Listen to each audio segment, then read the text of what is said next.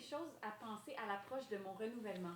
Hey, la première chose la plus importante, c'est d'être à l'avance. On peut contacter notre courtier hypothécaire pour un renouvellement un bon 6 mois avant la date d'échéance de notre prêt hypothécaire actuel. Deuxième chose, c'est d'avoir réfléchi à vos projets. Donc, si vous avez envie d'acheter un locatif, acheter une nouvelle propriété, déménager bientôt, si vous avez des rénovations que vous voulez faire dans la propriété ou si vous avez des programmes fiscaux que vous avez décidé que vous vouliez utiliser, je pense à la mise à part de l'argent locative ou encore à la manœuvre Smith, mais le renouvellement, c'est le temps idéal pour mettre ça en place. C'est aussi important de connaître l'espace restant dans vos cotisations aux programmes fiscaux. Vous avez cotisé combien dans vos REER, dans vos CELI et combien d'espace il vous reste pour les remplir. On peut utiliser des montants empruntés sur l'hypothèque pour investir et obtenir les remboursements fiscaux. Finalement, c'est un bon moment pour penser à payer nos dettes. Si vous avez des dettes de carte de crédit, des dettes qui coûtent cher, on peut utiliser l'hypothèque aussi pour payer celle-ci. Et finalement, toujours important, faire son budget. Il va y avoir différentes stratégies. On peut vouloir payer l'hypothèque le plus rapidement possible, donc avoir des gros paiements hypothécaires.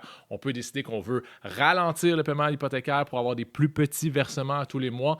Mais pour pouvoir prendre ces décisions-là de façon intelligente et stratégique, bien, il faut connaître notre budget. Puis la dernière chose à savoir, bien évidemment, c'est de connaître un bon courtier hypothécaire qui va vous accompagner dans ces étapes-là.